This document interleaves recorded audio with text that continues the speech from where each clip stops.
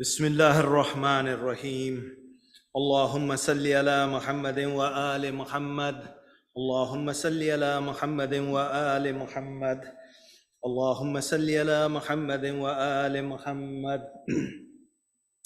عن جابر بن عبد الله الأنصاري أنه قال عن فاطمة الزهراء عليه السلام بنت رسول الله صلى الله عليه وآله قال سمعت فاطمة أنها قالت دخل علي أبي رسول الله في بعض الأيام فقال السلام عليك يا فاطمة، فقلت عليك السلام.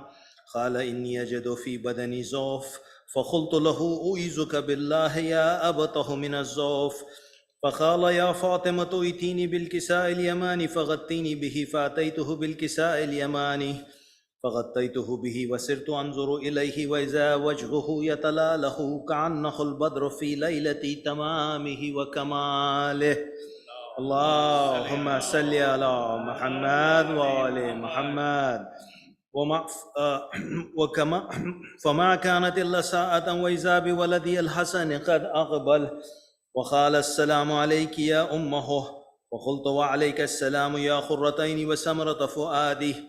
فقال يا أمه إني أشم عندك رائحة طيبة كأنها رائحة جد رسول الله صلى الله عليه وآله.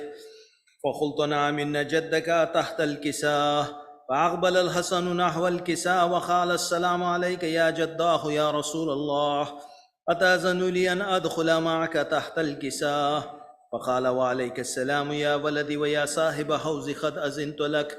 ودخل معه تحت الكساء. فما كانت إلا ساعة بولدي الحسين قد أقبل وقال السلام عليك يا أمه. فقلت وعليك السلام يا ولدي ويا خرتين وسمرة فؤادي. فقال لي يا أمه إني أشم عندك رائحة طيبة كأنها رائحة جد رسول الله صلى الله عليه وآله. فقلت نعم إن جدك وأخاك تحت الكساء. فدنا الحسين نحو الكساء وقال السلام عليك يا جداه والسلام عليك يا من اختاره الله، أتأذن لي أن أكون معكما تحت الكساء؟ فقال وعليك السلام يا ولدي ويا شافي أمتي قد أذنت لك. فدخل معهما تحت الكساء. فأقبل عندك ذلك أبو الحسن علي بن أبي طالب وقال السلام عليك يا بنت رسول الله. فقلت وعليك السلام يا أبا الحسن ويا أمير المؤمنين. فقال يا فاطمة إني أشم عندك رائحة طيبة كأنها رائحة أخي وابن عم رسول الله صلى الله عليه وآله. فقلت نعم ها هو ما ولديك تحت الكساء. فأقبل علي نحو الكساء وقال السلام عليك يا رسول الله، أتأذن لي أن أكون معكم تحت الكساء؟ قال له عليك السلام يا أخي ويا وسي وخليفتي وصاحب اللواء قد أذنت لك. فدخل علي تحت الكساء.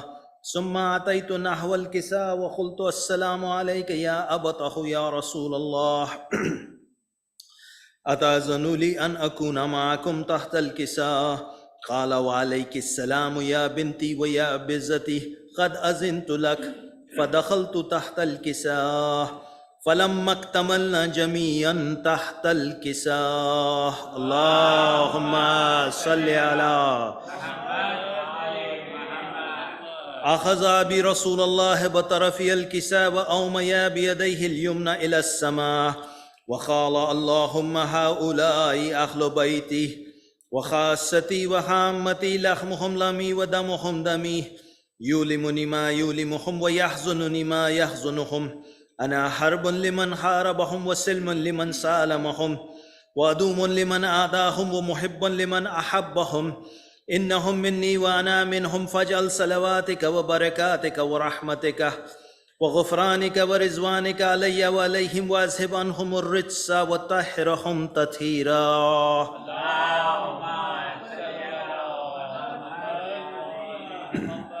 فقال الله عز وجل يا ملائكتي ويا سكان سماواتي إني ما خلقت سماء مبنية ولا أرضا مدهية ولا قمرا منيرا ولا شمسا مزية ولا فلكا يدور ولا بحرا يجري ولا فلكا يسري إلا في محبة هؤلاء الخمسة الذين هم تحت الكساء. Allahumma salli ala Muhammad wa ali Muhammad. فقال الأمين جبرائيل يا رب ومن تحت الكساء فقال عز وجل هم أهل بيت النبوة ومادن الرسالة هم فاطمة وأبوها وبالها وبنوها. اللهم صل على محمد وآل محمد. فقال جبرائيل يا ربي أتأذن لي أن أحبط إلى الأرض ليكون معهم سادسة؟ فقال الله نعم قد أذنت لك. فهبط الأمين جبرائيل وقال السلام عليك يا رسول الله. العلي الآل يخرجك السلام ويخصك بالتحية والإكرام ويقول لك وعزتي وجلالي إني ما خلقت سماء مبنية ولا أرضا مدهية ولا قمرا منيرة ولا شمسا مزية ولا فلكا يدور ولا بحرا يجري ولا فلكا يسري إلا لأجلكم ومحبتكم وقد أذن لي أن أدخل معكم فهل تأذن لي يا رسول الله؟ فقال رسول الله وعليك السلام يا أمين وحي الله إنه نعم قد أذنت لك. فدخل جبرائيل معنا تحت الكساء فقال لي أبي إن الله قد أوحى إليكم يقول إنما يريد الله ليذهب عنكم الرجس أهل البيت ويطهركم تطهيرا. اللهم صل على محمد وآل محمد. فقال علي لأبي يا رسول الله أخبرني ما لجلوسنا هذا تحت الكساء من الفضل عند الله. فقال النبي والذي بعثني بالحق نبيا واصطفاني بالرسالة النجية ما ذكر خبرنا هذا في محفل من محافل أهل الأرض وفيه جم من شيتنا ومحبينا إلا ونزلت عليهم الرحمة وحفت بهم الملائكة واستغفرت لهم إلى أن يتفرقوا. فقال علي إذن والله فزنا وفاز شيتنا ورب الكعبة. فقال النبي ثانية يا علي والذي بعثني بالحق نبيا واصطفاني بالرسالة النجية ما ذكر خبرنا هذا في محفل من محافل أهل الأرض وفيه جم من شيتنا ومحبينا وفيهم محموم إلا وفرج الله حمه ولا مغموم إلا وكشف الله غمه ولا طالب حاجة إلا وخذ الله حاجته. فقال علي إذن والله فزنا وسئدنا وكذلك شيتنا فعزوا وسئدوا في الدنيا والآخرة ورب الكعبة. اللهم صل على محمد وآل محمد.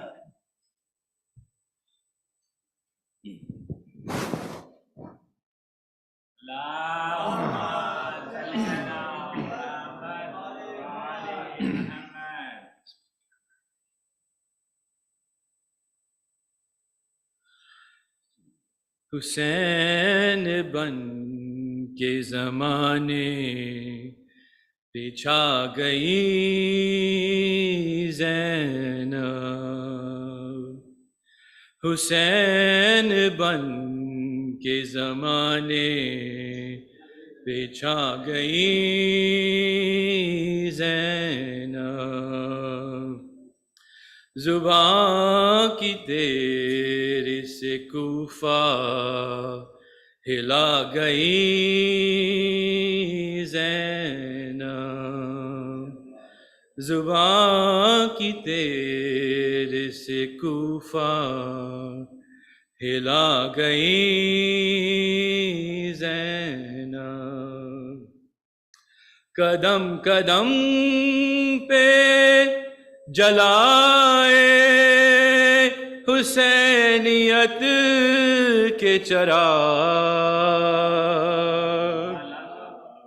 कदम कदम पे जलाए हुसैनियत के चिराग दिए यजीद के सारे बुझा गई ज़ैनब, दिए यजीद के सारे बुझा गई ज़ैनब।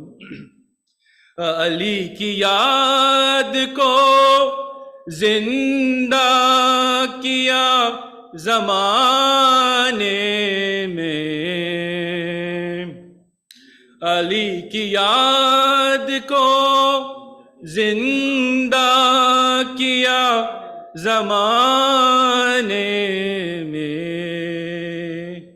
जगह जगह के जो खुतबे सुना गई ज़ैनब, जगह जगह के जो खुतबे सुना गई ज़ैनब।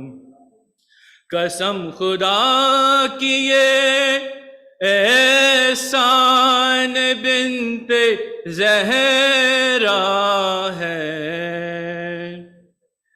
कसम खुदा की ये एहसान बिन्ते ज़हरा है, हमें हुसैन का मातम सिखा गई ज़ैनब, हमें हुसैन का मातम सिखा गई ज़ैनब।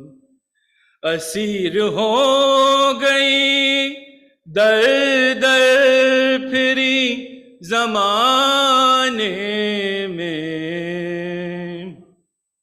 असीर हो गई दर दर फिरी ज़माने में, हुसैनियत को मगर जगमगा गई ज़ैनब, हुसैनियत को मगर जगमगा गई ज़ैनब। ज़ईफ़ भाई के गम बांटने को मख्तल में, ज़ईफ़ भाई के गम बांटने को मख्तल में, जवान भतीजे के लाशे पे आ गई ज़ैनब, हुसैन बन के ज़माने पे छा गई ज़ैनब। सलावत।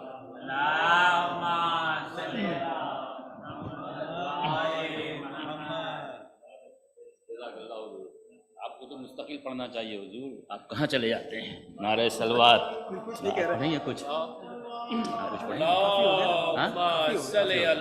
एक सोच पढ़ने की भाई के बार दिगर सलवात।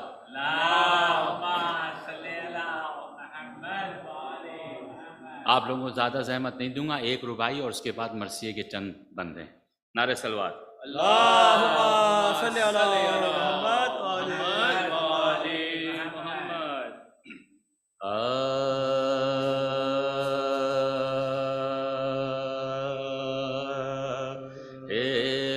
ऐलान फ़तह दीने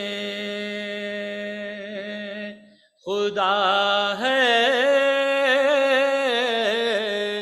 अली की ज़ात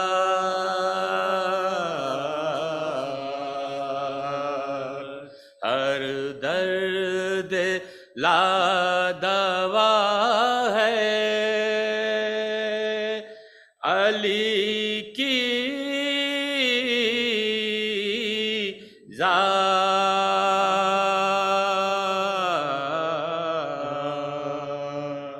हर दर्द ला दवा की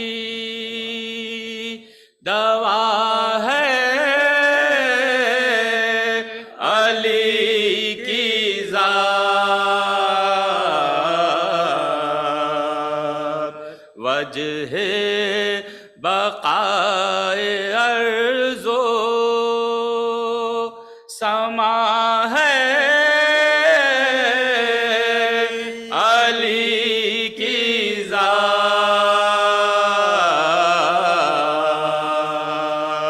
उक़दा कुशाए दीने खुदा है अली की ज़ात।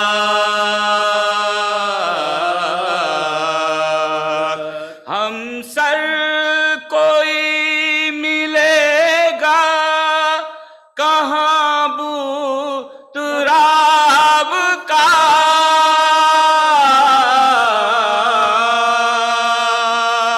ये जात मोजज़ा है रिसालत माब का।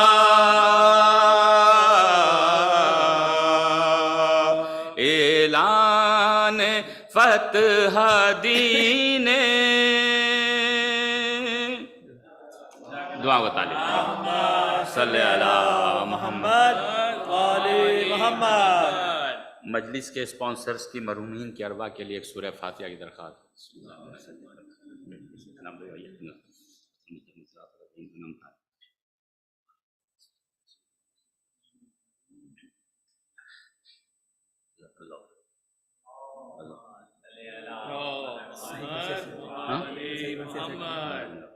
फातिहा।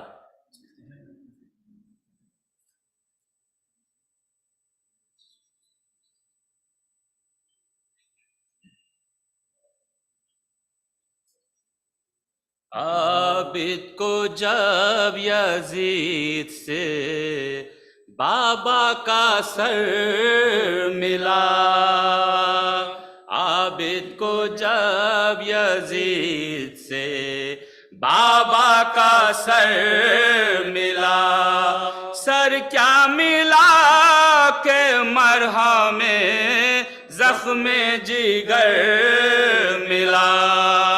मुद्दत के बाद बाप के सर से पिसर मिला, माहे सफर में शाम से हुक्मे सफर मिला।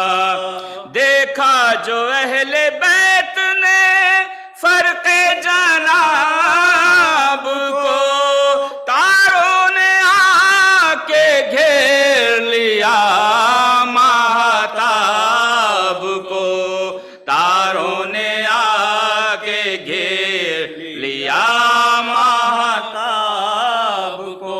बहनों ने बारी बारी लिया गोद में वो सर, ज़ैनब ने होंठ रख दिए भाई के होंठों पर, दरिया बहा के अश्क का बोली वो नौहगर। भैया फिरी है आपकी हमशीर दर बदर, भैया फिरी है आपकी हमशीर दर बदर।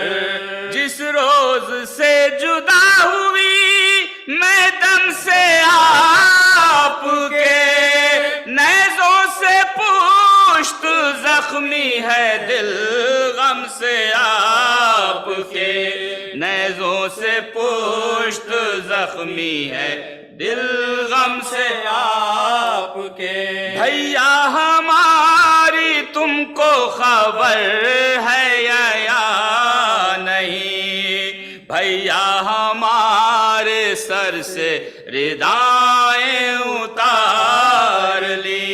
भैया तुम्हारी बहनें यहाँ रस्सी में बंधी, भैया तुम्हारी बेटी के ऐसे लिया लगी। खंदा हमारे हाल पे इस दम शरीर है, भैया हम एक रस्सी में 12 शेर भैया हम एक रस्सी में 12 सिर हैं।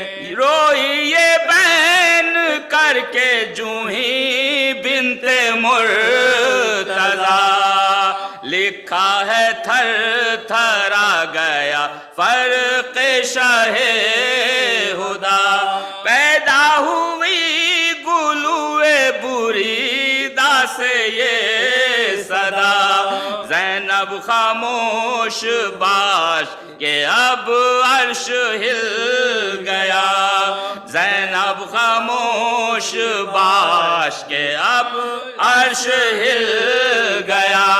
अब ये बताओ शाहे विलायत के वास्ते कुछ बद्दुआ तो की नहीं उम्मत के वास्ते, कुछ बद्दुआ तो की नहीं उम्मत के वास्ते। घबरा गई ये सुनते ही ज़ैनब बसत फुगा, ढूंढा हर एक सिमत को बाचश्मे जाफिशा, देखा सकीना बालिका निकला था दम जहां, वहां गश में पड़ी हुई थी बानुए नातवा, सीना है चाक चाक तो दिल दर्दमंद है सकीना जान का नौहा बुलंद है सकीना जान का नौहा बुलंद है। आबिद को जब यजीद से बाबा का सर मिला, दुआ बता अल्लाहुम्मा सल्ली अला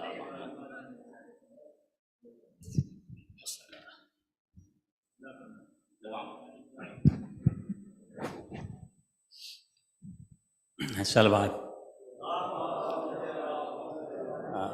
Brothers and sisters, before I invite Maulana to give a speech, same couple of reminders. This is our job from the management to keep on reminding you, be here before 8:30 so we can start our program. Again, there are a couple of nights left. Watching online is a wonderful idea in COVID.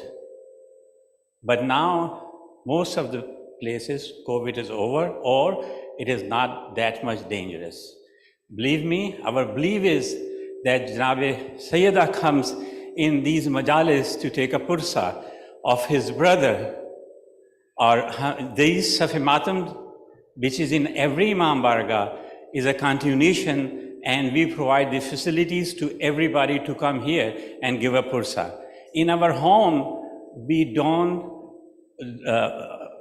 have that kind of Safi Maatam because we are comfortable in our home. So if we expect Janab Bibi Sayyida will come to everybody's home to take a pursa, I don't know, I cannot say, मुझ में इतनी हिम्मत नहीं है कि मैं इसके बारे में एक लफ्ज़ भी कहूँ. लेकिन अगेन हम रिक्वेस्ट करते हैं जो लोग ऑनलाइन सुन रहे हैं या यहाँ पे आ सकते हैं, आप यहाँ नहीं आ सकते, किसी इमाम बारगाह में जाइए बीबी को पुरसा देने के लिए. Don't sit on home. Couple of nights are left. It's difficult to drive. It's very difficult to bring your kids, small kids, families. But this is the way we grew up, and our parents gave us these things to come in Mehfil every Imam Barga and Pursa. Sorry about these words. Again, there's a reminder for Jalus on 18th Sunday from Franklin Avenue, Main Street in Flushing, which is after Zorain. So we expect everybody, please bring your families there. With these words, I'll invite Khatib Alim Muhammad, Janab Bilal Hussain Sahab, please be on a member to give a speech. Shukriya.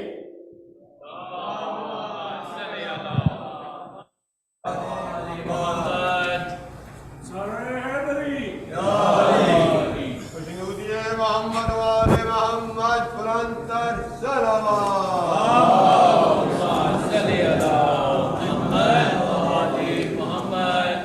Before we begin our discussion, we have the request for Dua Shifa for Salma Ladak, the principal of the Mehfil Madrasa, who is suffering through sickness and is in need of dua, and Amir Khalfan of New York, who has been sick for some time.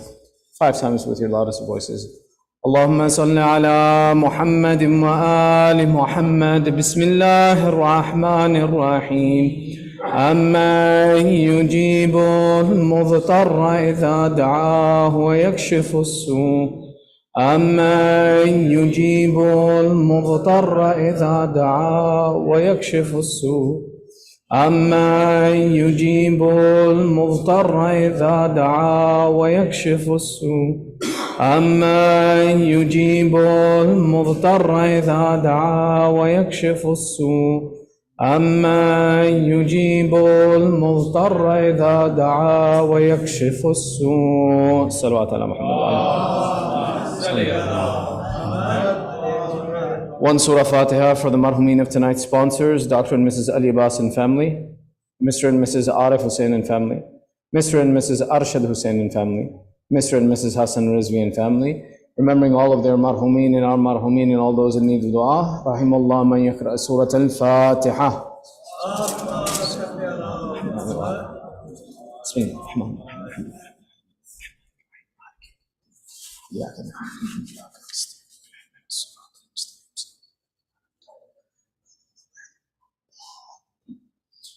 أعوذ بالله من الشيطان الرجيم. بسم الله الرحمن الرحيم.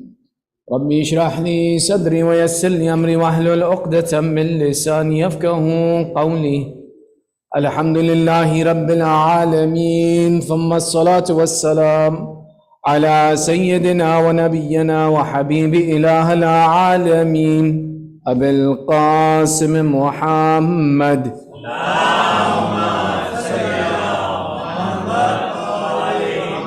وعلى آله الطيبين الطاهرين المعصومين، واللعنة على أعدائهم أجمعين من الآن إلى قيام يوم الدين.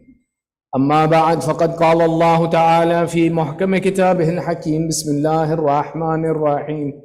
أم حسبت أن أصحاب الكهف والرقيم كانوا من آياتنا عجبا آمنا بالله صدق الله العلي العظيم.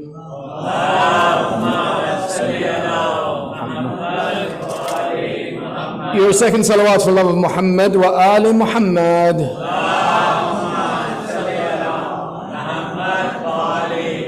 And your loudest salawat for ta'jeel faraj sahib al-asr wa zaman.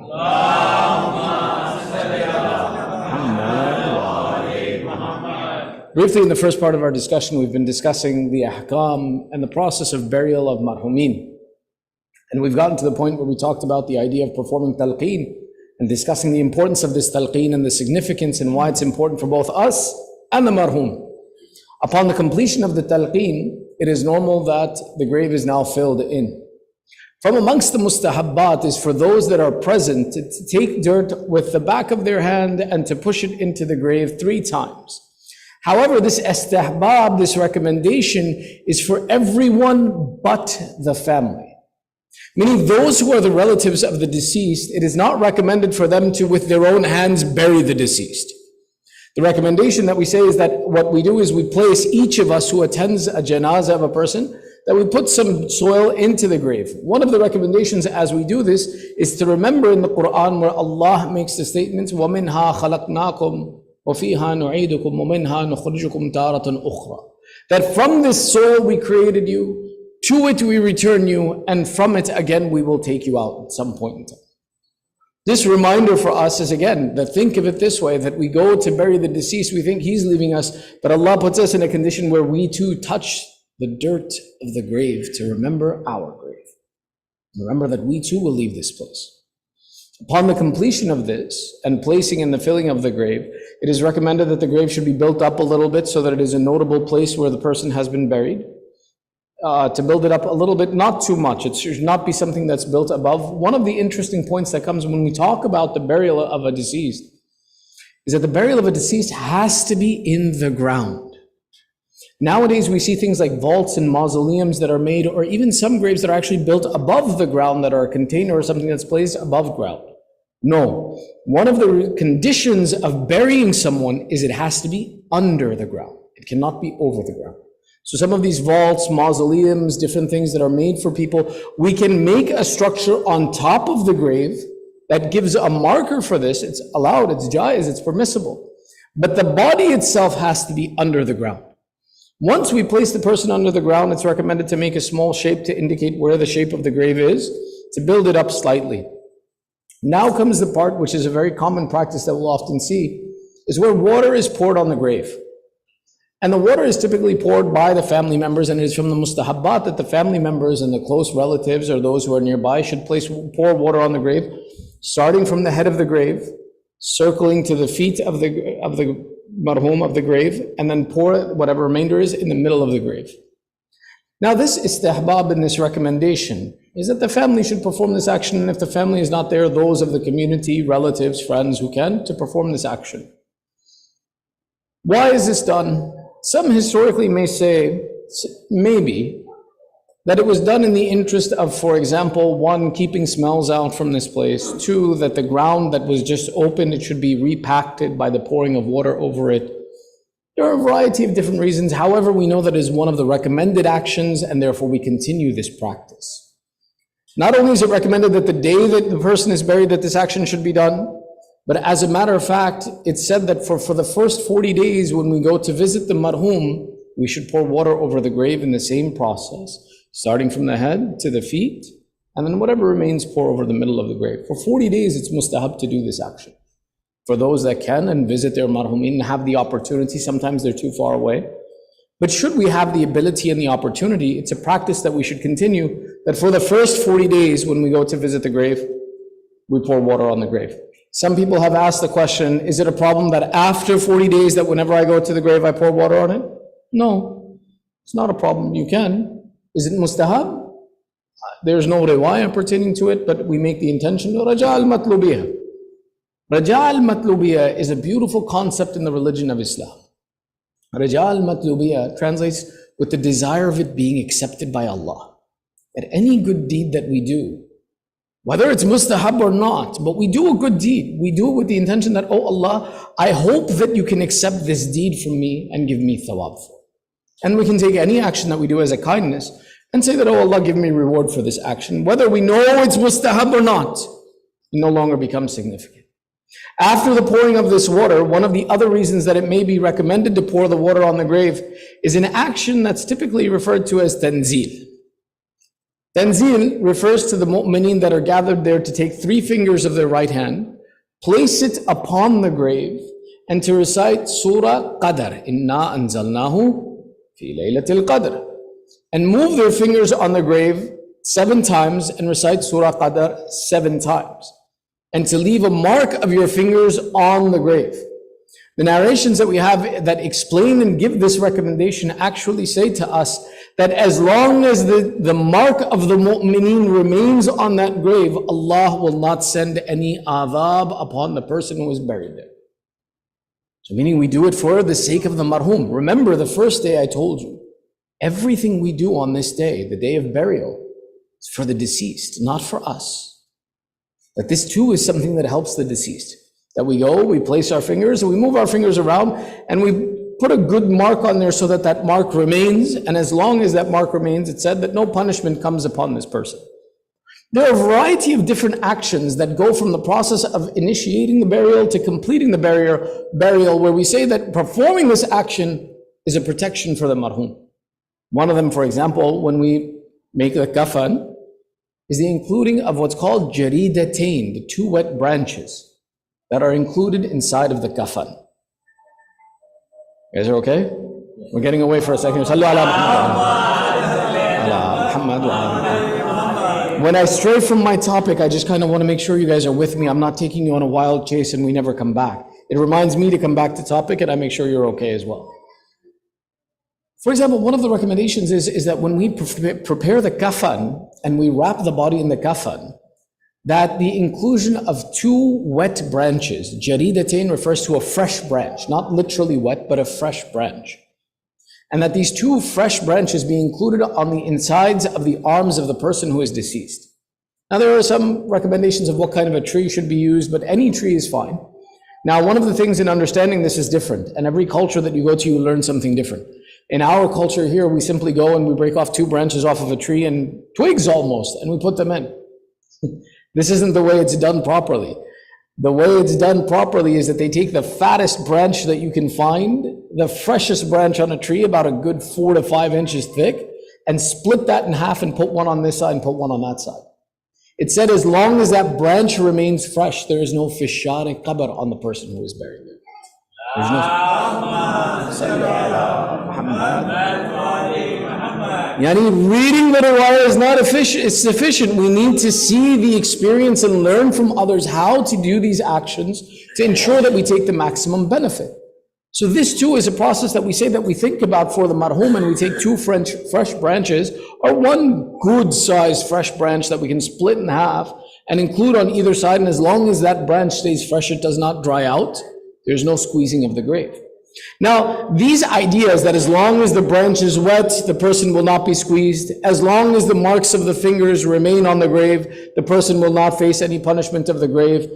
Some of the riwayat explain to us, and our ulama have elaborated on the concept to elaborate and say that these are simply instructional for us to take these matters seriously. The mercy of Allah is such that when He removes something, He does not like that His generosity should be such that He brings it back to the person. So if Allah has promised that if you make this effort, I won't punish this person as long as your effort remains, when your effort even goes away, that the time washes away our handprints on this grave, Allah says, my generosity is against that I gave this person mercy. Now how can I give them punishment? Allah says that I am that merciful one that when I give something, I don't like to take it away. So Allah gives mercy, He does not like to take away mercy. That if we keep these actions, then it is from the recommended things that will inshallah benefit this person inshallah from that day until Yawmul Qiyamah inshallah. After the completion of these tasks, normally what's done is a second talqeen, that now that we've buried the person, now that they're in this enclosed place, now that the fear of this being alone in this location has set in, again we remind them that remember that the most important question you're about to face is about to begin now. On the completion of this talqeen, it is no longer recommended to stay by this grave today. It's no longer recommended. It's not recommended to sit there today. It's not recommended to spend time there today. Once we have completed this process, now this person needs to focus on the next phase of life and the questioning and establishing this relationship. Now that doesn't mean we're done with this person and we don't care about them. No, as a matter of fact, we have the narration of our Holy Prophet Rasulullah sallallahu alaihi wasallam,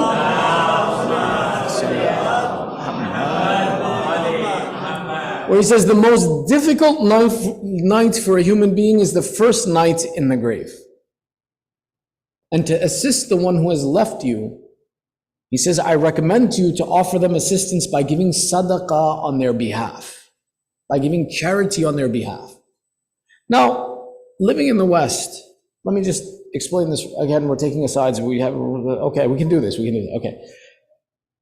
Charity that we give here is when we go and, for example, put it in a box, is the niyat of sadaqah is not sadaqah.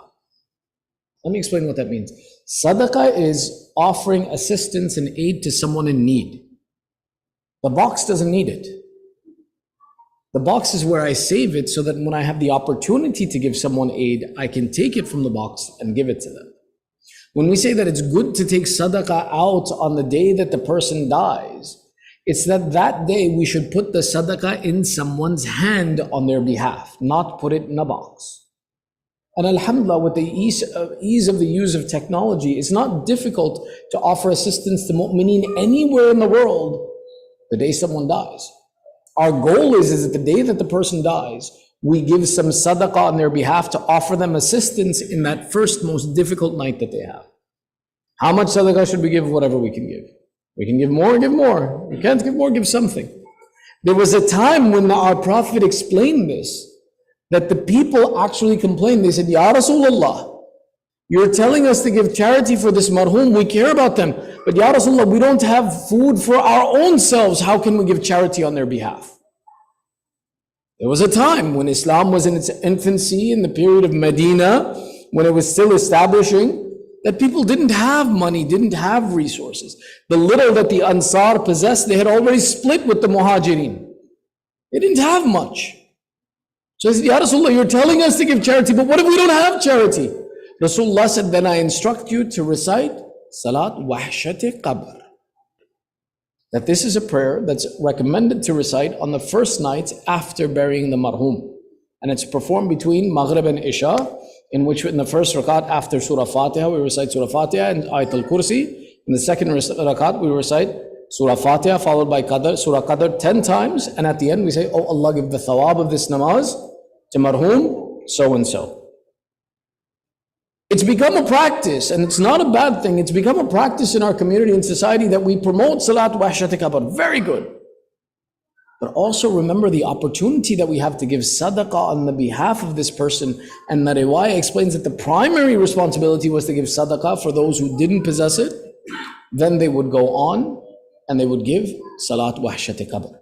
It's even from the mustahabbat that every night, that after Salat al-Maghrib, for those that may have the ability and time, or any night that you have, to take the opportunity to recite this salat for all of the marhumin in the world.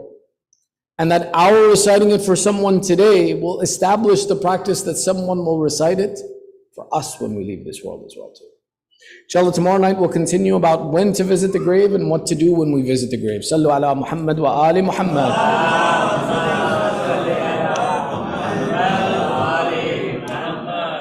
To our second half of our discussion, that we've been talking about the various nations and groups of people talked about in the Quran. Tonight the discussion is around Ashab-e-Kahf, companions of the cave. Before we even begin this part of the discussion, it's important to note that when Allah gave us these 114 chapters of the Holy Quran, each one possesses a prescription and a benefit that we can attain from it.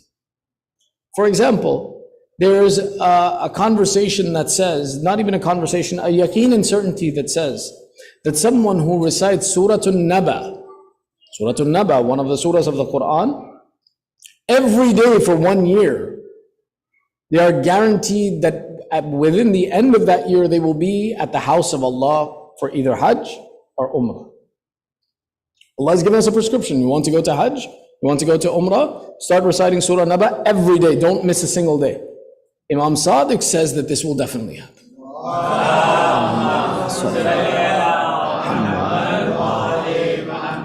Amongst the other prescriptions is Surah Ikhlas, Qul huwallahu ahad. One who, when they leave their house, recites Surah Ikhlas 10 times, it is guaranteed that Allah will return you to your house with safety. This practice takes maybe 2-3 minutes when we sit in the car. You sit in the car as you start your car, 10 times Surah Ikhlas. It's a guarantee from Allah that you will return to your house safely. The same way the Surah Kahf, the 18th chapter of the Holy Quran, has a guarantee within it. Which is why I timed this to happen on Thursday night, by the way. So I timed this intentionally. Why? Because it's mustahab to recite it on Thursday night. And one who recites Surah Kahf on Thursday night, it's considered as wiping away all of the sins and mistakes you've made from last Thursday until this Thursday. Every Thursday night, if you recite the surah, any sin that you may have committed, any mistake you may have been committed, is forgiven in this week. And therefore, every Thursday night, make it a practice to recite the surah of Surah Kahf. One of the valuable and important prescriptions that we have. Now, when we get to our discussion, we began again with the same verse as we did yesterday. أَمْ حَسِبْتَ أَنَّ أَصْحَابَ الْكَهْفِ وَالرَّقِيمِ كَانُوا مِنْ آيَاتِنَا عَجَبًا. That do you believe that the story of the companions of the cave and the Raqim is for us a difficult or one of the majestic signs of Allah, wondrous signs of Allah? This ayah actually came in response to something that happened in the life of our Prophet. When our Prophet was in the city of Mecca, the Quraysh, the leaders of the Quraysh, wanted to know, is this Prophet telling us the truth or is he a liar? Medina, Yathrib, at that time had the Jewish community well established there, and 3 big tribes of the Jewish community stayed in Medina. The Quraysh sent 2 representatives and they said, we want you to go to the Jews of Medina and ask their leaders if what this prophet is telling us is true or not. Find out, is he really a prophet or is he lying? And 2 men from the Quraysh were sent to Medina to go and speak to the Jews of Medina and come back and give information on how to identify if this was a real prophet or not. The Jews of Medina said, go back and ask this man 3 questions. If he answers 2 of them and refuses to answer the 3rd, he's a prophet of God. But if he answers all 3 of them, or answers none of them, he is a liar and nothing. What were the 3 questions? Sallu ala Muhammad wa ali Muhammad.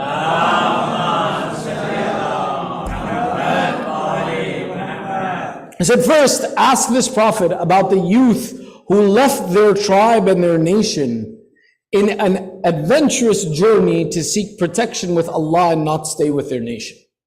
Second, ask this man if he can tell you about the one who went all the way to the east and all the way to the west and saw what was in both of these locations. And third, ask him about the soul. If he answers the first 2, he is a prophet. If he answers the 3rd, he's a liar. In response to these questions, and it's a very lengthy process, but we'll mention very quickly, that the story of Ashab-e-Kahf was given about the story of the youth who left their nation in a journey to seek protection with Allah. The story of the one who traveled all the way to the west and all the way to the east is the story of Dhul Qarnayn, which is also mentioned in Surah Al-Kahf.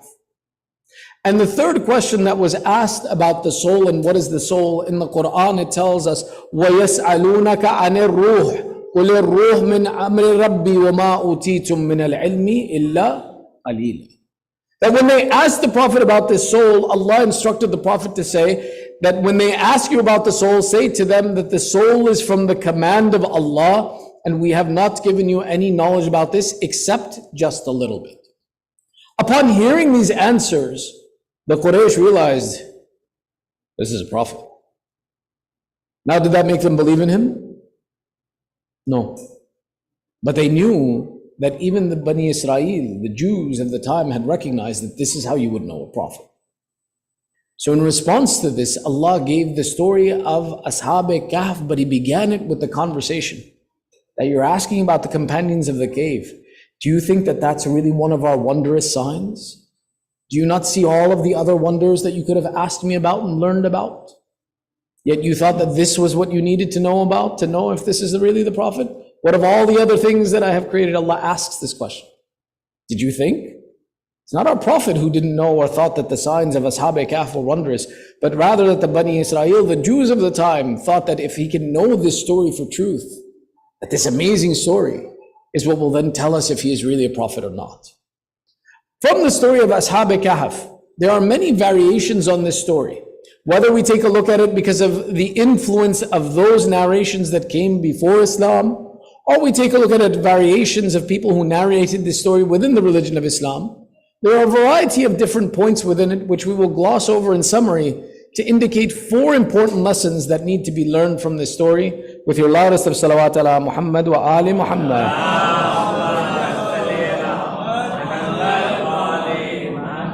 Today we have some time, so I'm going to ask you for salawats on every of these 4 points, but these are interesting 4 points that we'll get through. Now, the story begins with the idea that there happened to be a king who's known as Daqyanus or Daqius. Both of these are named, but the more common name is known that a king by the name of Daqyanus existed, who was a disbeliever and was a polytheist, and set the condition on his entire nation that you must be polytheist like me, and if you refuse, I will kill you.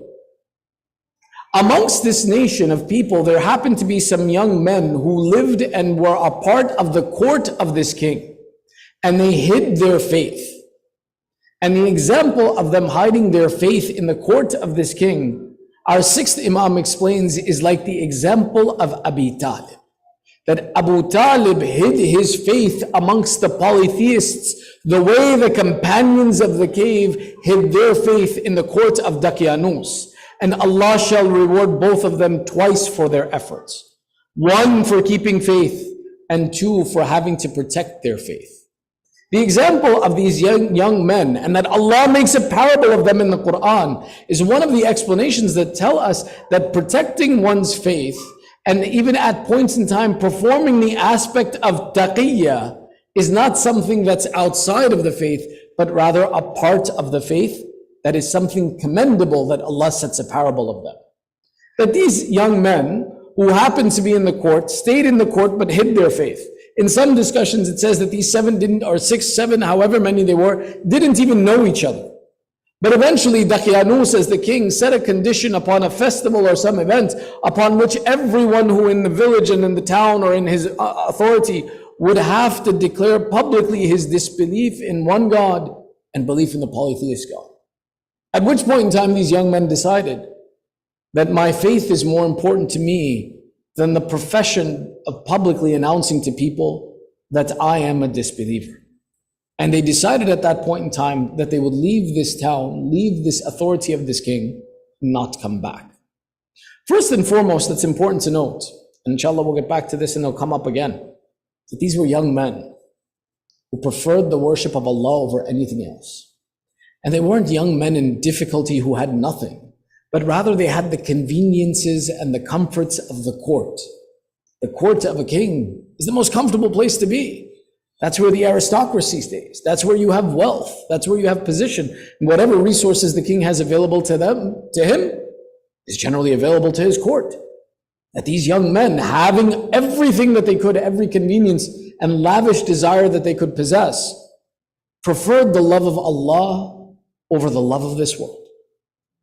And in the preference of protecting this relationship with Allah, they ran away from the court, which gives us our first lesson. That prefer Allah and Allah's faith over everything else that exists in this world. We have examples in history that go in both directions. We have the example of someone like Hur, who on the day of Ashura is seen as saying, I am judging between heaven and hell and I prefer nothing over heaven. That statement was a demonstration that Hur, when he was placed in the opportunity to have all of the wealth and position and status that Umar ibn Sa'ad and Ubaidullah ibn Ziyad and Yazid Mal'un could give him, he preferred that his akhirah and his religion be saved more than he preferred that dunya could be had. Then we have other examples that come to us, which we can share today because we have some time, of a person by the name of Hamid ibn Kahtaba. Hamid ibn Kahtaba, or Humayd ibn Kahtaba, is the pronunciation, was someone who was a contemporary of Harun. And he was so close to Harun that today the grave of Harun is actually in the house of Hamid ibn Kahtaba. And the fact that our 8th Imam is buried there as well too, our 8th Imam is buried in the house of Hamid ibn Kahtaba. The narration comes to us in Uyun al-Akhbar al-Ridha from Sheikh Suduq that says, Ubaidullah ibn Bazzaz, who was a companion of our 8th Imam Ali ibn Musa al-Ridha alayhi salam,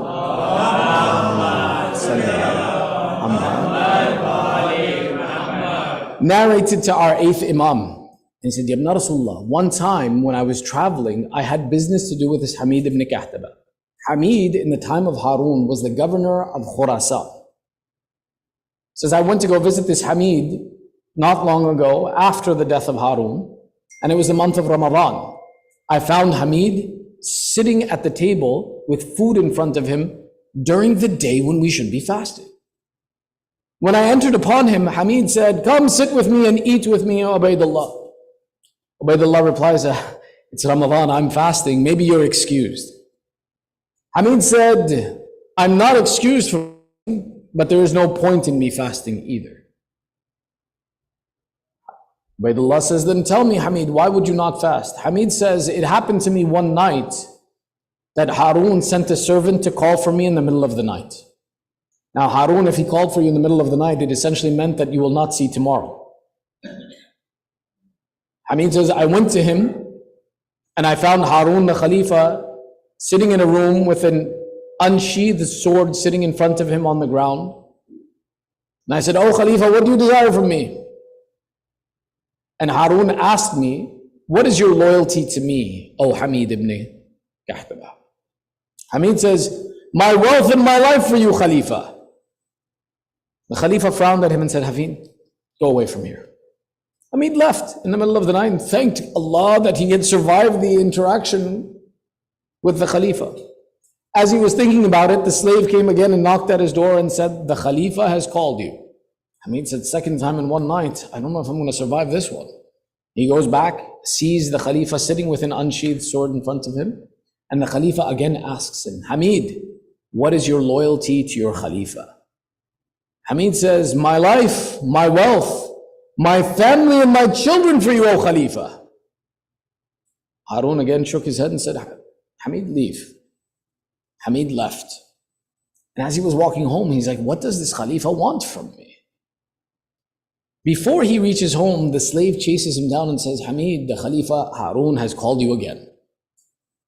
Hamid goes back to the Khalifa the third time now.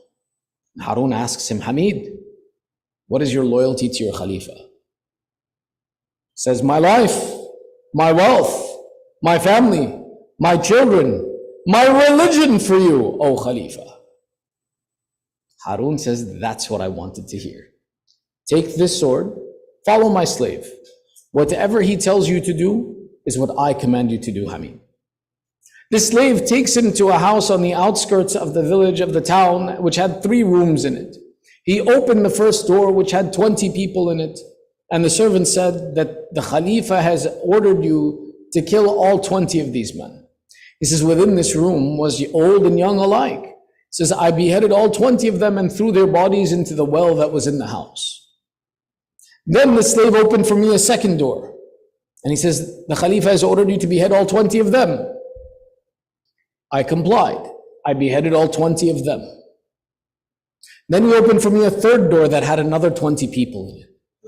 When I had finished with the 19th person, the one that was left was an old man with a white beard, who looked at me and said to me before I beheaded him, he said to me, how will you face your prophet after having killed 60 of the members of his family? 60 of the children of Fatima and Ali. At this moment, my sword hesitated. But the servant commanded me, as you have killed the 59, you must kill this one too. And Hamid says, in that moment, I knew that I was someone who has lost everything.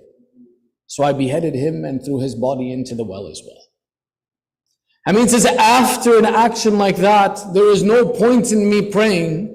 There is no point in me fasting, because there is no way that I can be saved, as I have sold my religion to the Khalifa Harun. The extremeness of this example, and there's 2 points in here. One is to say that be careful. Always remember your religion when dunya approaches you. Do not sell your religion for this world. The most valuable asset that you possess is your faith. Whatever the decisions that come to us in life, protect your faith first before you take anything from this world. The world will leave, Iman will not. The second point is the statement that Imam Radha makes upon hearing this statement from this story from Abdullah ibn Bazzaz. Ubaidullah ibn Bazzaz. Imam Radha says, his losing hope in the mercy of Allah was a greater sin than his having killed 60 of the children of Fatima to Zahra. Never lose hope in the mercy of Allah. Ya'as and hopelessness is one of the greatest sins that we can possess. It's one of the worst things that we can do, is to believe that we are not worthy of the mercy of Allah. Which is why it's important for us, always prefer your religion, but if we've made a mistake, that having that hope that Allah can forgive is one of the most important actions that we have. Sallu ala Muhammad wa ali Muhammad.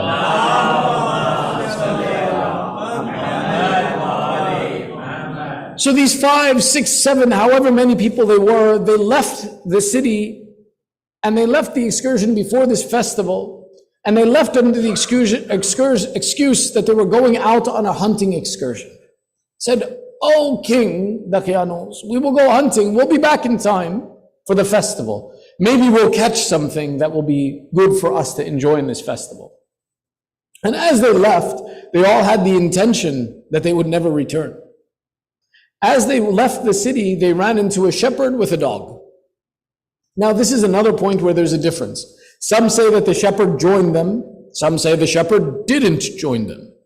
But everyone agrees that the dog of this shepherd joined Ashab-e Kahf and joined the people of Kahf.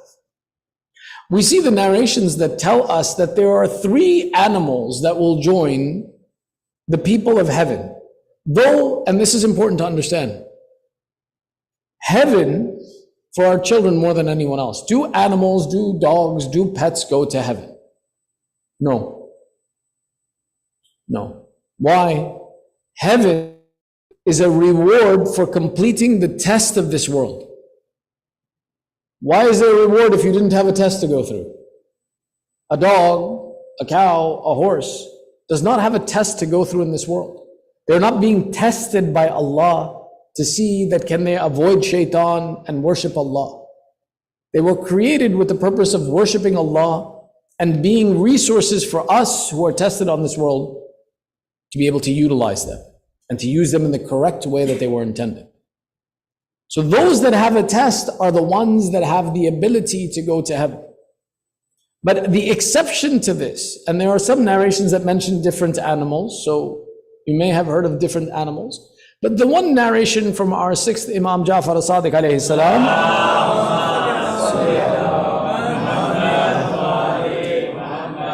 says that there will be 3 animals that will go to heaven. One is the donkey of Balam Bawar. The second is the wolf who was accused of eating Yusuf. That because the children of Yaqub lied about this wolf and this wolf had never eaten Yusuf, that Allah will reward this wolf and let him go to heaven. And the third of them is the dog of Ashab-e Kahf. Now, there are some variations on this. There are some variations that talk about, for example, Zul Jannah will be one of the animals that will be entitled to go to heaven. Now, this riwayah mentions it in a different light. It doesn't mean that this is the only 3, but these are the 3 that are mentioned in this narration in particular. The interesting point is that a dog, ajallakum Allah, that which is najis, aynun najasat, that when we list things that are najis, you cannot complete the list without saying a dog is najis. That aynun najasat, Allah is telling you, will go to heaven and will be one of the members of heaven. If someone like a dog can go to heaven, then what keeps humanity from going to heaven? What keeps humanity that it has to go to hell? One of the important parts in the second lesson that we discuss here, Sallu ala Muhammad wa ali Muhammad.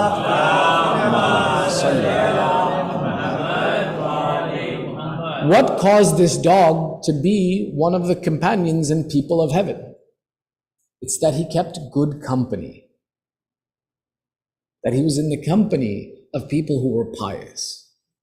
And that company of being with pious people and those who feared God brought this dog to be one of the companions of heaven. From the story of Ashab-e Kahf, if there is a lesson to learn, it's to be careful of your company. That to have good company, to sit with people who make you a better person, to sit with people who reflect piety and good behavior, is something that can take something as najis as a dog and give it a place in heaven. Then Baba, you and I, if we sit in good company, then what would stop us from being the members of heaven as well?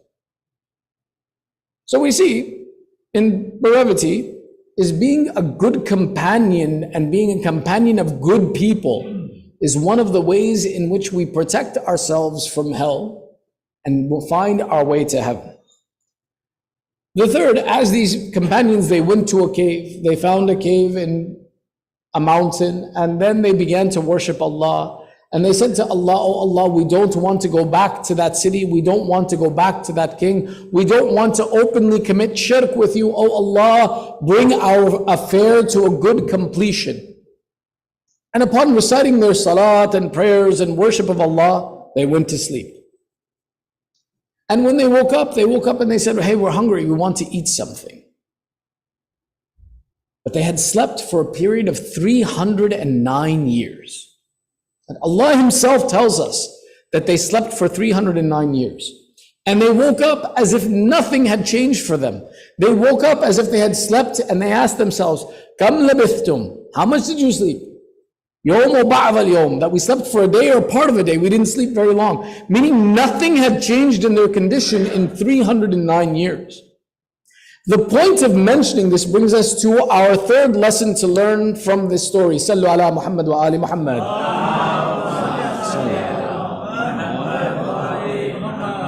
As unbelievable as something like a person sleeping naturally for 309 years could be, there is nothing that stops and prevents Allah from making a miracle, an example of anything that He chooses.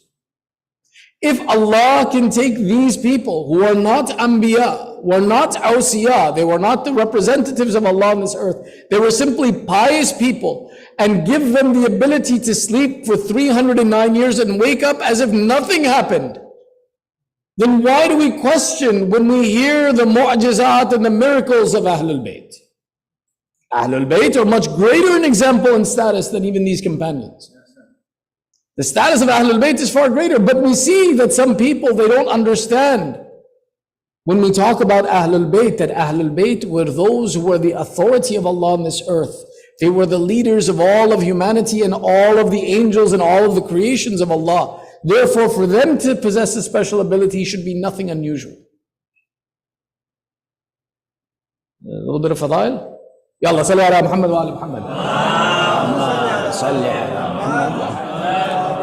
One of the points that becomes difficult for someone to accept is they say there is a narration that we don't believe can be true. One of the important things, if you ever hear the mu'jizat, miracles or status of Ahlul Bayt, fadail of Ahlul Bayt, you don't understand, stay silent. Don't say, how is that possible?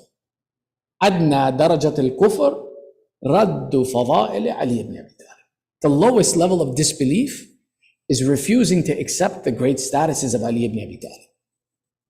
One of the fadail of Ali ibn Abi Talib is a conversation between our Prophet and Allah, where Allah makes the statement and He says, لولا خلقتك يا رسول الله ما خلقتكم.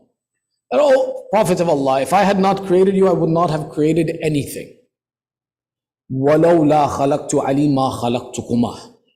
And if I had not created Ali, I would not have created you, I would not have created this world. And most people say, stop, what are you talking about? The hadith actually goes further. وَلَوْلَا خَلَقْتُ فَاطِمَةَ مَا خَلَقْتُ قَطْ. If I would not have made Fatima, I would have never created anything.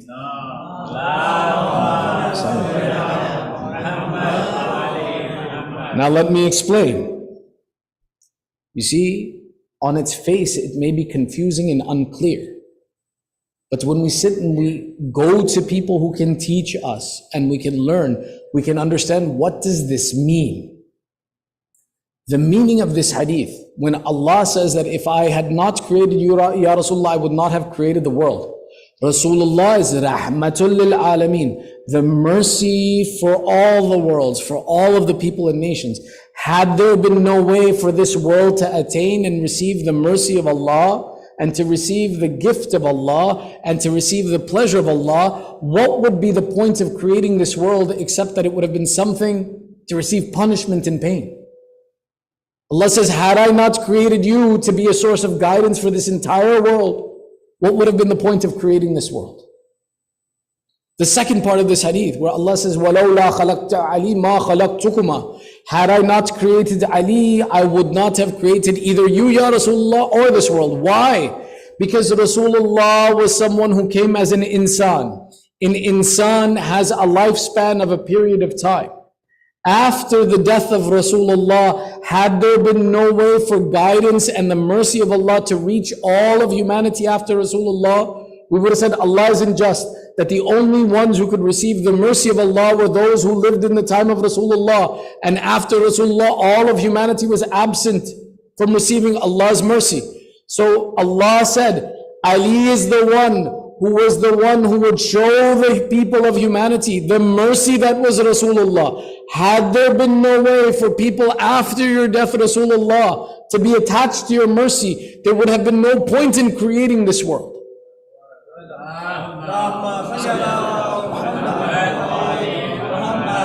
The hadith goes further. And if I would not have created Fatima, I would not have created anything. Why? Because Fatima to Zahra is the mother of the next 11 Imams that ensured that hidayah and guidance and the mercy of Rasulullah would reach every human being until the day of judgment.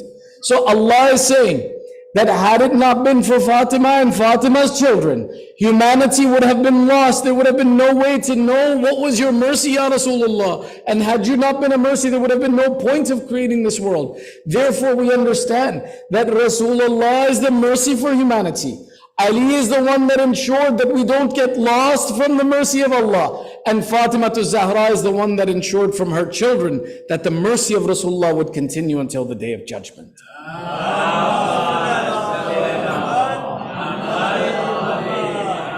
You see, we can accept 309 years and say, okay, Allah made them sleep for 309 years. But then we hear a hadith like this and we say, how is this possible? Don't deny Allah's ability to create wonderful miracles and guidance for humanity. Allah possesses this ability, and when we hear the fadail of Ahlul Bayt, hold on to them and ask the people who can educate us how to understand why these fadail exist. And we can learn about them. When they woke up after 309 years, they appointed one of the people from amongst them to go and buy some food. When he went into the city to buy food, he found the language had changed, the people had changed, the currency had changed. When he went to go buy food, the people turned around, they said, where are you from? He said, I am from here. They said, no, you're not, you don't speak our language, and your money is not our money. They eventually came to the conclusion and figured out that this young man was from that group of people who left this society and left that evil king and had become one of those who had been worshiping Allah and separated from them. The people gathered because now, after 309 years, the falsehood had left and people were those who worshipped Allah. And they said, let us come and see you and meet your friends. So sure enough, the town and the people gathered and followed this young man back to the cave. When they found the cave, they approached the cave, but only the young man could enter. Everyone else, as they got closer to the cave, became more and more frightened. And none of them had the guts to enter into the cave. This young man went back into the cave and told everyone what had happened, and that they had been sleeping not for a day or part of a day, but for 309 years. And they realized that Allah had brought our affair to a good conclusion, but all of our family, all of our friends, all of our society was gone now. So they prayed to Allah that let us return back to that sleep then, and let us stay asleep until a time that you so designate. When this happened, the people who were outside of the cave, they were too afraid to go inside the cave. So they began to have a discussion amongst themselves. The discussion is actually described in Surah Taha, verse number 21. إِذْ يَتَنَازَعُونَ بَيْنَهُمْ أَمْرَهُمْ فَقَالُوا أَبْنُوا عَلَيْهِمْ بُنْيَانًا رَبُّهُمْ أَعْلَمُ بِهِمْ قَالُوا الَّذِينَ غَلَبُوا عَلَىٰ أَمْرِهِمْ لَنَتَّخِذَنَّ عَلَيْهِمْ مَسْجِدًا. The people who were outside, now knowing that these people were worshippers of Allah and had been praying for, had been in that cave for 309 years, said, what do we do with these people? And a debate began. Half of the people said, let's wall up this cave, close it up, and leave them alone. Let's build upon it and close it and pretend like it doesn't exist. Let Allah deal with them, they have nothing to do with us. The other half of the people came forward and they said, let's make a masjid upon this location. And Allah says the ones who overcame and had the authority are the ones who decided to build a masjid on this location. Which brings us to our fourth lesson. Sallu ala Muhammad wa ali Muhammad.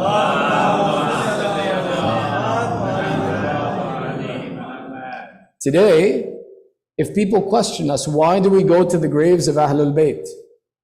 Why do we build upon them mausoleums and shrines and locations? Why do we beautify and ornament these locations and use them to pray to Allah and to turn back to Allah at these locations? You simply, every Shia should know Surah Kahf and should know the story, that they can turn and say, Baba, did you not see in the Quran that there were 6 or 7 people who worshipped Allah, and when they became a sign amongst society of piety, society built a masjid upon the location where they were, and they believed that it was good to worship Allah in this location. And Allah gave ta'aqeed that if these 7 people are here and you worship me, it is a good thing. Then why would it be a bad thing, and why would you question me when he who is better than these 7 companions, who is better than the Anbiya, I go to his grave to worship Allah? It is something Allah himself has told me to do in the Quran.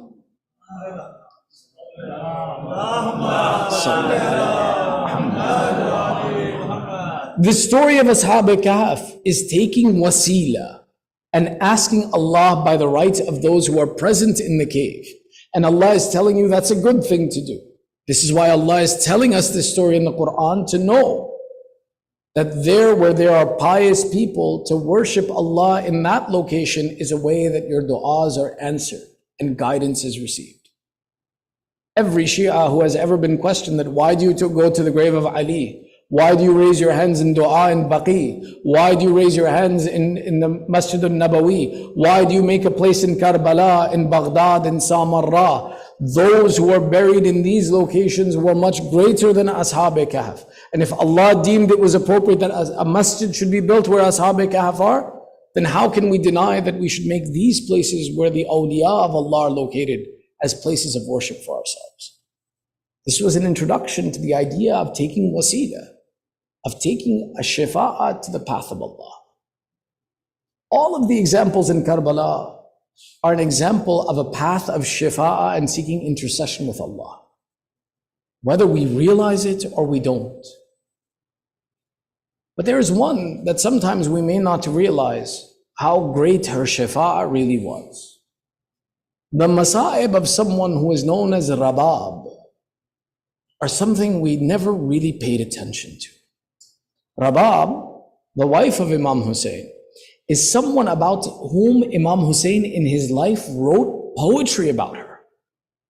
He wrote poetry where he said, that house in which there is Rabab and Sakina is a house that I love and I spend most of my wealth on them and there is nothing wrong with that. Imam Hussain expressed his love for Sakina and Rabab. The sacrifices that Rabab made, you don't even understand. Why?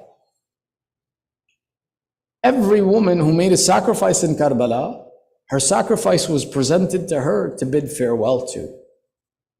But when Rabab's sacrifice of Asghar was made, she had to come to her sacrifice. The sacrifice did not come to her. Everyone who was killed and shaheed in Karbala went into the tents with one exception, Ali al-Askari. Rabab came to see her sacrifice. There was only one grave made in Karbala on the day of Ashura, and that was the grave of Ali al-Askari. And Imam Hussain said that they will desecrate our bodies after this, but my young son of 6 months, how can they desecrate him? The poets describe that behind the tents when Abu Abdullah made this grave, that we saw Abu Abdullah as if he would fill the grave from the feet, then the knees and the legs and the chest. And he would stop before he fills in the grave over the face and he would weep and say, "Oh Asghar, the sands of Karbala are so hard. Your skin is so soft. How shall I cover you with the hot sands of Karbala?" The Dhul-Fiqar that was used to dig that grave, they would say, would weep that I was made for defending the religion of Islam, not burying the children of Rasulullah. That body of that Asghar, they still desecrated and they raised on a spear. The masa'ib of the children of Rabab are not finished here. When we say that there was the body of Abu Abdullah that was run over with horses, there are two bodies that were run over with horses. One of Abu Abdullah and one of the son of Rabab. When everyone stepped forward and said that these children of Hussain and companions of Hussain, their families are related to the family of Umar Asad, Rabab's family had no one in the army of Umar Asad. With Abu Abdullah, this Asghar was also run over. How? When we say that Imam Zain al-Abidin returned on the 13th of Muharram to bury the Shuhada, he completed the burial of everyone. And when he did the burial of Abu Abdullah, Banu Asad came and said, "O son of Hussain, everyone's body is accounted for, but this one piece of flesh, we don't know where it goes or who it belongs to." They said Imam Zain al-Abidin wept and said, "This is what remains of my brother Asghar. He too was run over by the horses." When Imam Zain al-Abidin lifted this child, the love of Imam Hussain called out from the grave, "O Sajjad, place this infant of mine on my chest." Today, if you go to Karbala, you can take the wasila of the infant that sleeps on the chest of Imam Hussain, the son of Rabab. When we talk about the daughter of Rabab and Miss Sakina, don't think that Sakina died. No, Sakina was killed. That child was killed. What else do you call giving the severed head to a 3-year-old girl who weeps for her father? Do you know what Sakina said? There are 3 statements Sakina said before she died. She said, "Oh Baba, who cut your veins? Baba, who colored your beard red with your own blood? Baba, who made me an orphan in my childhood?" They said this child touched her lips to the lips of her father and passed away. This is not how children die. This is how children are killed. But I swear to you, this Rabab is not known for weeping over these children. They said that after the shahadat of Imam Hussain, Rabab died 1 year after the event of Karbala, and she died in a state of anger. Let me explain to you what that means. When a man came to visit Imam Zainul Abidin, he saw women standing in the sahn of the house under the heat of the sun in the middle of the day. This man said, how inappropriate. This Imam lets his servants stay under the sun. He doesn't give them shade. He went to Imam Zainul Abidin. He said, Imam Zainul Abidin, the slave women of your house, why do you keep them under the sun? Why don't you give them shade? It is hot outside. Imam Zainul Abidin wept and said, these are not the serving women of our family. These are the women of our house who swore that we left Imam Hussain lying 3 days under the open sun. We swear we shall never take shade again. Rabab was the one who swore this and said, as long as I shall live, I left my master Imam Hussain alone in Karbala under the heat of the sun. I shall never take shade until I die. After 1 year of her staying under the heat of the sun, from one side Sayyidah Zainab came and took her arm. From the other side Imam Zainul Abidin came and took her arm, and they said, Bas, oh Rabab, it has been 1 year of this heat. Now it is time for you to take shade. Rabab cried out and said, oh Allah, I swore I would never take shade again. But now your Hujjah is commanding me to take shade. Oh Allah, protect my promise to my master. They describe and say, before Imam Zainul Abidin took her to the shade, she died under the sun in that moment.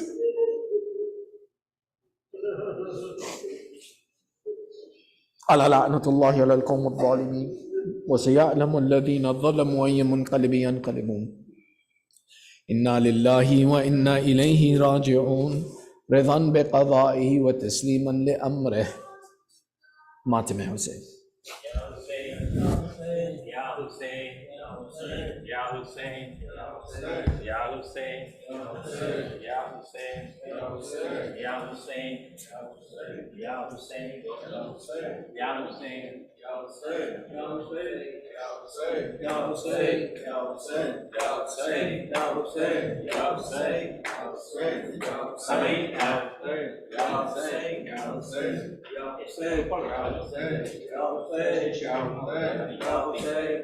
हजार के मंजर को और अपने खुले sir को. Sorry, his request from the Abbas Bhai and families of the sponsors that Niyaz will be served downstairs. Please do not leave. There's a dinner will be served downstairs. The second thing is tomorrow, the Friday prayer will be led by Maulana Bilal Hussain. Please be here by 1 o'clock because Ali Hyderabadi Sahib is on a ziyarat. Shukriya. Hussain, Hussain, Hussain, Hussain, Hussain, Hussain, Hussain, Hussain.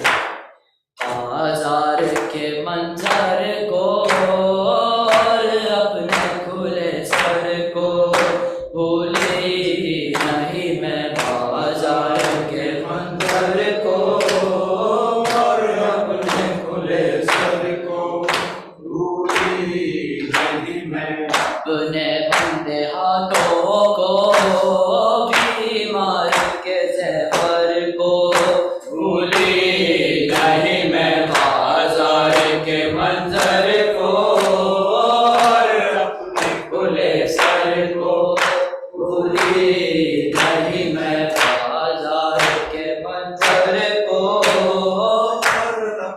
खुले sir को भूली नहीं मैं। उठती हुई आंधी को, वहशत को, भयावह को, उगते हुए सूरज को, तारीकी को, मैदान को, चलते हुए खंजर को, नेज़े कटे सर को भूली नहीं मैं बाजार के मंजर को, अपने खुले सर को भूली नहीं मैं बाजार के मंजर को, अपने खुले सर को भूली नहीं मैं। एक चांद था बदली में, छुपता था निकलता था, पर्दादार ख़ैमा का फटता कभी गिरता था, वो ख़ैमा लैला से हाय रुख़सत अकबर को भूली नहीं मैं बाजार के मंजर को, अपने खुले सर को भूली नहीं मैं। फिज़ा को मेरे भाई माँ कह के बुलाता था, हम उसका मेरे भाई ये नाम पे जाता था, खुतबे में जो माँ बन कर आई उसी मादर को भूली नहीं मैं बाजार के मंजर को, अपने खुले सर को भूली नहीं मैं बाजार के मंजर को, अपने खुले सर को भूली नहीं मैं। दादा है दुल्हन को कश के सधा आए थे, एक गटरी शहे वाला अब कानों पे लाए थे, इस लाश की गटरी को, उस खुम्बारी चादर को भूली नहीं मैं बाजार के मंजर को, अपने खुले सर को भूली नहीं मैं बाजार के मंजर को, अपने खुले सर को भूली नहीं मैं। नाम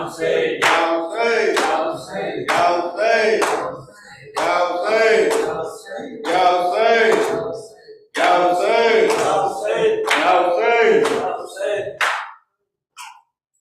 शम्मा से शम्मा जले, सिलसिला जारी रहे, हम रहे या न रहे, ये अज़ादारी रहे। शम्मा से शम्मा जले, सिलसिला जारी रहे, हम रहे या न रहे,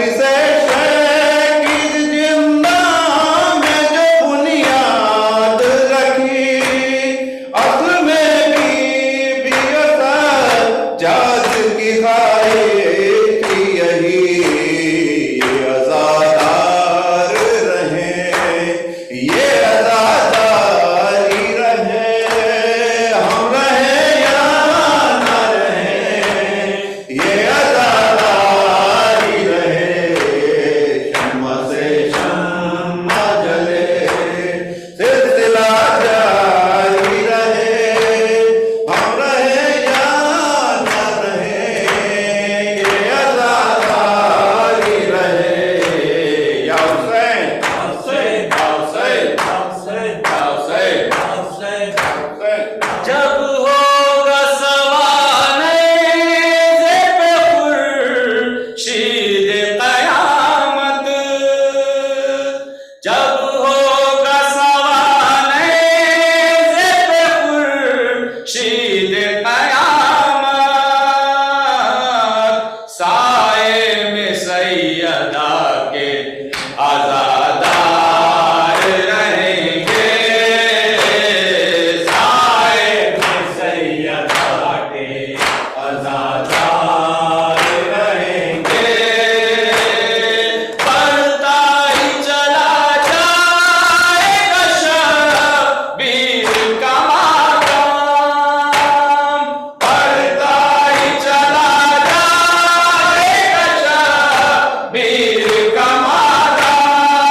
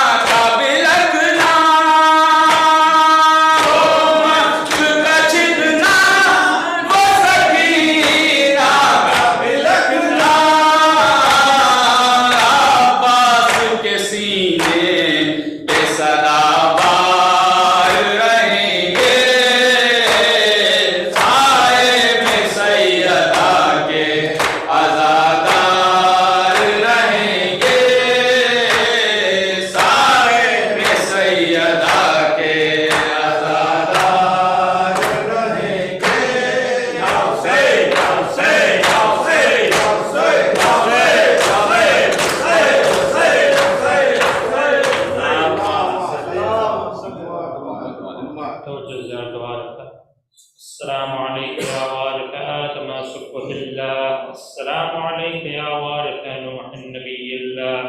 السلام عليك يا وارث إبراهيم خليل الله. السلام عليك يا وارث موسى كليم الله. السلام عليك يا وارث عيسى روح الله. السلام عليك يا وارث محمد حبيب الله. السلام عليك يا وارث أمير المؤمنين عليه السلام ولي الله. السلام عليك يا ابن محمد المصطفى. السلام عليك يا ابن علي المرتضى. السلام عليك يا ابن فاطمة الزهراء. السلام عليك يا ابن خديجة الكبرى. السلام عليك يا ثار الله وابن ثاره والبتر الموتور. أشهد أنك قد أقمت الصلاة وآتيت الزكاة وأمرت بالمعروف ونهيت عن المنكر وأطعت الله ورسوله حتى أتاك اليقين. ولعن الله أمة قتلتك ولعن الله أمة ظلمتك ولعن الله أمة سمعت بذلك فرضيت به. يا مولاي يا أبا عبد الله أشهد أنك كنت نورا في الأصلاب الشامخة والأرحام المطهرة. لم تنجسك الجاهلية بأنجاسها ولم تلبسك من مدلهمات ثيابها. وأشهد أنك من دعائم الدين وأركان المؤمنين. وأشهد أنك الإمام البر التقي الرقي الزكي الهادي المهدي. وأشهد أن الأئمة من ولدك كلمة التقوى وأعلام الهدى والعروة الوثقى والحجة على أهل الدنيا. وأشهد الله وملائكته وأنبياءه ورسله أني بكم مؤمن وبي بكم موقن بشرائع ديني وخواتيم عملي وقلبي لقلبكم سلم وأمري لأمركم متبع. صلوات الله عليكم وعلى أرواحكم وعلى أجسادكم وعلى أجسامكم وعلى شاهدكم وعلى غائبكم وعلى ظاهركم وعلى باطنكم. السلام عليك يا ابن رسول الله. السلام عليك يا ابن نبي الله. السلام عليك يا ابن أمير المؤمنين. السلام عليك يا ابن الحسين الشهيد. السلام عليك أيها الشهيد وابن الشهيد. السلام عليك أيها المظلوم وابن المظلوم. لعن الله أمة قتلتك ولعن الله أمة ظلمتك ولعن الله أمة سمعت بذلك فرضيت به. السلام عليكم يا أولياء الله وأحباء. السلام عليكم يا أصفياء الله ووداء. السلام عليكم يا أنصار دين الله. السلام عليكم يا أنصار رسول الله. السلام عليكم يا أنصار أمير المؤمنين. السلام عليكم يا أنصار فاطمة سيدتي نساء العالمين. السلام عليكم يا أنصار أبي محمد الحسن بن علي الولي الزكي الناصح. السلام عليكم يا أنصار أبي عبد الله. بأبي أنتم وأمي طبتم فطابت الأرض التي فيها دفنتم ففزتم فوزا عظيما. فيا ليتني كنت معكم فأفوز معكم. السلام عليك يا أبا الفضل العباس ابن أمير المؤمنين. السلام عليك يا ابن سيد الوصيين. السلام عليك يا ابن أول القوم إسلاما وأقدمهم إيمانا وأقومهم بدين الله وأحوطهم على الإسلام. أشهد لقد نصحت لله ولرسوله ولأخيك فنعم الأخ المواسي. ولعن الله أمة قتلتك ولعن الله أمة ظلمتك ولعن الله أمة استحلت منك المحارم وانتهكت حرمة الإسلام. فنعم الصابر المجاهد المحامي الناصر والأخ الدافع عن أخيه المجير إلى طاعة ربه الراغب فيما زهد فيه غيره من الثواب الجزيل والثناء الجميل. وألحق الله بدرجة آبائك في جنات النعيم. السلام عليكم ورحمة الله وبركاته. السلام عليك يا مولى وابن مولى. السلام عليك يا غريب الغربة. السلطان بن حسن علي بن موسى الرضا سيدي ارزقنا في الدنيا زيارتك وفي الآخرة شفاعتك ورحمة الله وبركاته. السلام عليك يا صاحب الزمان، السلام عليك يا خليفة الرحمن، السلام عليك يا شريك القرآن، السلام عليك يا كعبة الإيمان، السلام عليك يا إمامنا وإمام الإنس والجان. عجل الله تعالى فرجك وسهل الله تعالى مخرجك وظهورك ورحمة الله وبركاته.